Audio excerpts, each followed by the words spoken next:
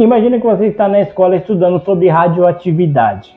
Agora imagine que quando você está estudando, uma aranha acaba picando você. É isso que nós vamos ver no volume 1 de Homem-Aranha mangá. Sim, para quem não sabe, Homem-Aranha tem um mangá. Tem vários mangás na real. E eu fico mais feliz com isso que finalmente o meu irmão vai parar de me encher o saco em todo vídeo que eu posto aqui pedindo para eu fazer vídeo de Marvel e DC. Ou isso só vai piorar a situação, não sei. Mas se você quiser se tornar um super-herói, digo pra você curtir o vídeo, se inscrever no canal, comentar o que vocês acharam da história desse mangá, também compartilhar esse vídeo para algum amigo seu que possa gostar da história desse mangá ou desse canal. Mas se vocês já fizeram tudo isso, eu digo pra vocês tentarem, porque a história vai começar agora.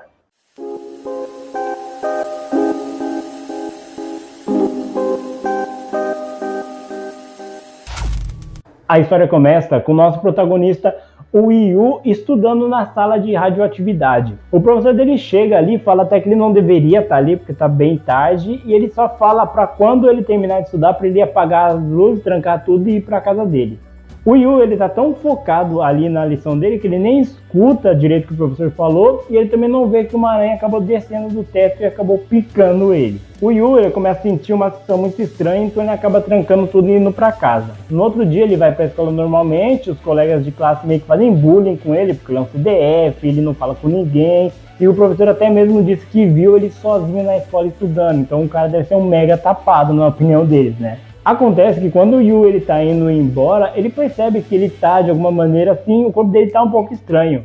E é quando acidentalmente ele acaba trombando em um cara, e o cara, para folgar com ele, decide atacar o Yu. O Yu ele desvia e por reflexo ele acaba dando um soco de volta, só que o cara consegue desviar. E quando o cara desvia, ele acaba dando um soco numa barra de metal que estava sendo usada para construir um prédio ali próximo.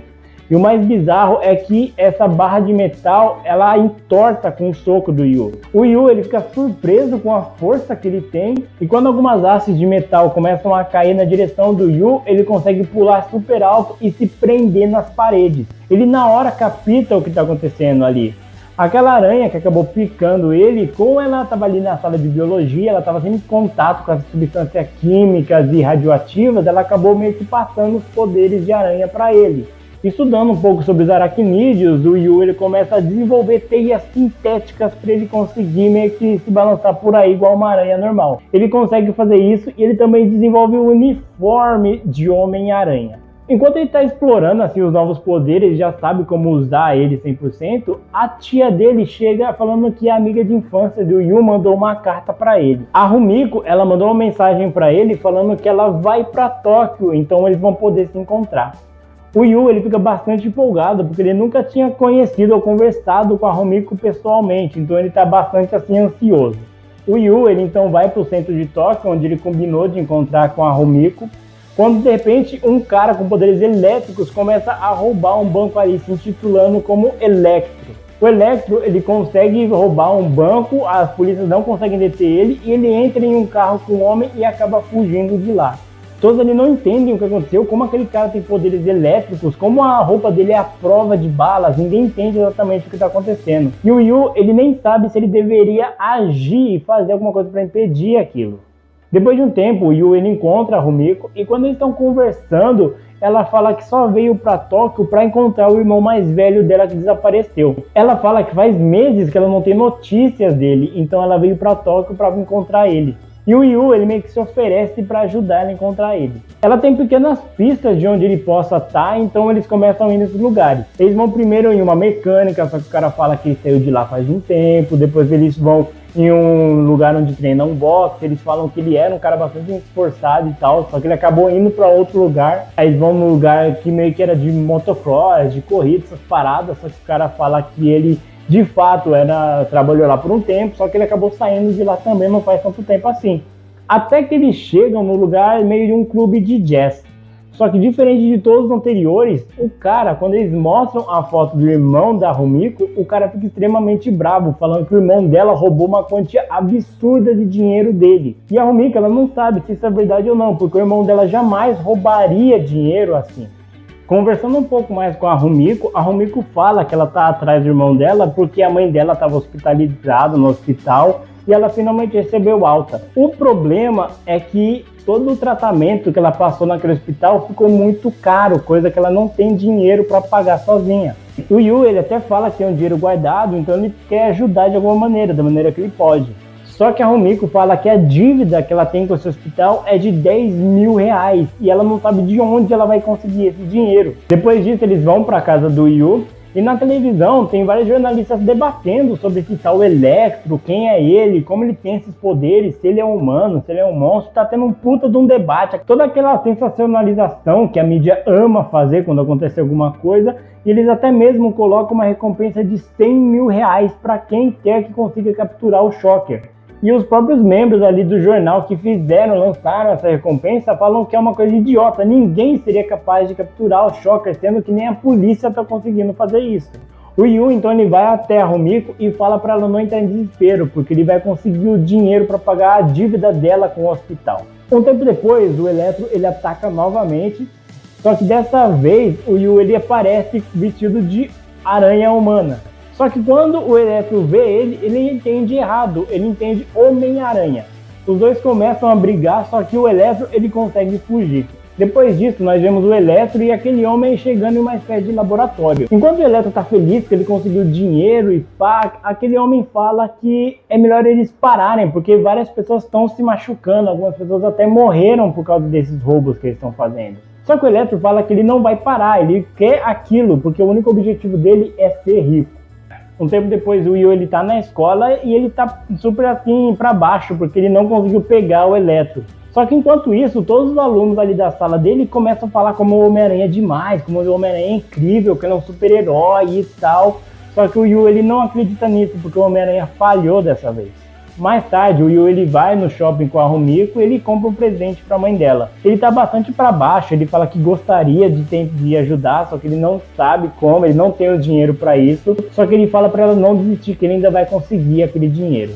Enquanto eles estão ali no shopping, o Electro começa a atacar de novo. Só que dessa vez o Yu, ele tá determinado a conseguir capturar ele e pegar a recompensa. Os dois começam a brigar até que eles saem daquele shopping. E no meio dessa batalha, o Electro acaba acertando um raio de choque no carro daquele professor que estava ajudando ele. O Electro, ele fica desesperado quando isso acontece e vai até lá para socorrer o professor. Só que quando ele toca no professor, ele acaba terminando de matar ele por conta da eletricidade. Aquele professor fala que ele nunca vai conseguir reverter essa situação que ele fez com o Electro. Ele fala que uma vez que ele tem aqueles poderes, ele não vai mais conseguir reverter essa situação. E depois disso, o professor morre. O Electro, ele fica desesperado com isso e ele acaba atacando o Homem-Aranha com mais fúria ainda. E o Homem-Aranha, num reflexo, ele acaba golpeando o Electro, fazendo com que ele voe uma caixa de energia que tenha ali no prédio, que acaba fritando o Electro vivo. O Homem-Aranha vai até o Electro, que já está meio desfalecido, e acaba tirando a máscara dele, revelando que ele é o irmão da Rumiko. O Homem-Aranha não acredita nisso, ele fala que o irmão da Rumiko jamais faria isso e tal, só que aí ele começa a explicar o que aconteceu. Ele fala que enquanto ele trabalhava naquela oficina, ele acabou atropelando uma criança sem querer, e essa criança acabou morrendo. Por conta disso, ele teve que pagar uma indenização para a família de 50 mil reais, só que não tinha de onde tirar esse dinheiro. Ele então começou a ir pro boxe, pro jazz, até mesmo para corridas assim, né, clandestinas, só que ele nunca conseguiu quitar essa dívida. Até que ele conheceu o professor, que é justamente o pai da criança que ele acabou atropelando. E para quitar essa dívida, ele acabou sendo cobaia nos experimentos que aquele professor fez. E depois disso, ele acaba morrendo. Depois disso, tá em vários jornais, como Homem-Aranha é um herói, que o Electro tá morto, que finalmente a cidade tem paz e tal, fazendo aquela sensacionalização que a mídia adora fazer. Só que em contrapartida, o Yu, ele conseguiu a recompensa por ele ter derrotado o Shocker e ele acabou doando tudo pra Rumiko. E quando a Rumiko tá indo embora, ele tenta conversar com ela sobre o que aconteceu com o irmão dela, só que ela não quer mais assunto sobre isso. O Homem-Aranha matou o irmão dela e isso não vai mudar, não importa o que ele diga. E depois disso, ela vai embora. E o Yu, ele fica desesperado, porque ele não sabe se esses poderes que ele ganhou é de fato uma bênção ou uma maldição. E é dessa maneira que acaba o volume 1 de Homem-Aranha Mangá. Homem-Aranha Mangá, ele é um mangá muito divertido. É muito legal você ver outra visão, outra perspectiva do Homem-Aranha vindo pelo lado dos ocidentais. Agora você deve estar se perguntando, pô, por que pegaram o Peter Parker, o Homem-Aranha mais famoso de todos, e transformaram ele em outro personagem, transformaram ele no Yu, mudaram não existe mais a Mary Jane, agora é essa garota, a tia dele nós não sabemos o nome dela, mas provavelmente é outro nome também, mudaram a origem do Electro. Por que fizeram essas alterações? No final dessa edição tem uma explicação do porquê essas alterações foram feitas, então eu vou explicar um pouco para vocês o porquê. É dito que quando a Marvel e a DC começaram a ficar mais famosos, eles começaram a expandir a marca para vários países. E quando eles mandaram a ideia para publicar o Homem-Aranha no Japão, eles decidiram fazer um teste para ver se o público ia gostar da ideia do Homem-Aranha, e se eles gostassem, eles começariam a publicar ele toda hora lá. Só que o problema é que não foi tão bem recebido a história do Homem-Aranha, porque o jeito que os americanos veem os super-heróis é muito diferente de como os ocidentais veem. Se você pegar, por exemplo, a imagem do Capitão América, é muito mais o Capitão América, ele é um símbolo, quando na verdade, na visão dos japoneses, dos ocidentais, é muito mais uma visão de, digamos assim, comunidade. Eles não gostam de dar destaque para uma única pessoa. Então fazer uma história focada em um personagem único, que ele é o foco da história, não foi tão bem recebido assim. Então eles tiveram que fazer essas alterações, então eles mudaram a origem do Homem-Aranha, mudaram o nome, então eles tiveram que fazer essas alterações aí para ficar mais aceitável e mais receptível para o público lá do Japão. É claro que isso aconteceu nos anos 70, então a visão que os ocidentais têm dos Estados Unidos meio que já mudou bastante, tanto que os Estados Unidos consumem mangá pra caramba agora. Mas eu acho muito interessante essa mudança, porque se você pegar e ver, digamos assim, a base para criar um super-herói americano é muito diferente da origem, digamos assim, de um personagem japonês. Se você pegar, por exemplo, um super-herói americano, ele é muito mais tipo uma bênção, ele estava destinado a ser um super-herói. Agora, quando você pega pro lado dos japoneses, é muito mais um ato de merecimento, ele se esforçou para conseguir aquele dom. Você pega vários personagens que no início eles são fracos, ninguém aposta neles, eles são sempre a ovelha negra, até que eles vão se mostrando ser uma pessoa forte.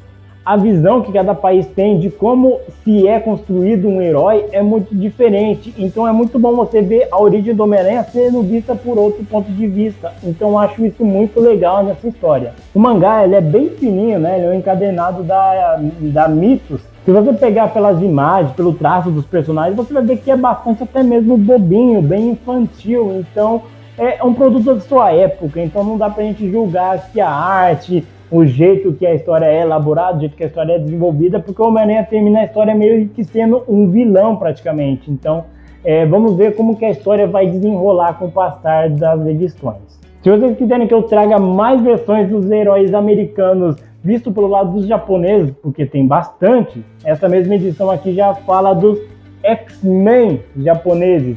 Aqui até mesmo tem a propaganda da ressurreição da Fênix, essa saga clássica dos X-Men. Mas diz aí o que vocês acharam dessa história. Vocês querem que eu continue trazendo a história do Homem-Aranha mangá? Vocês querem que eu traga outras versões de personagens dos Estados Unidos pela visão dos japoneses? Deixa aqui nos comentários para eu saber o que vocês acharam dessa história. Também não se esqueçam de curtir o vídeo, se inscrever no canal, compartilhar esse vídeo para algum amigo seu que possa gostar da história desse mangá ou desse canal. Mas então é isso, pessoal. Agradeço bastante a audiência de vocês e até mais.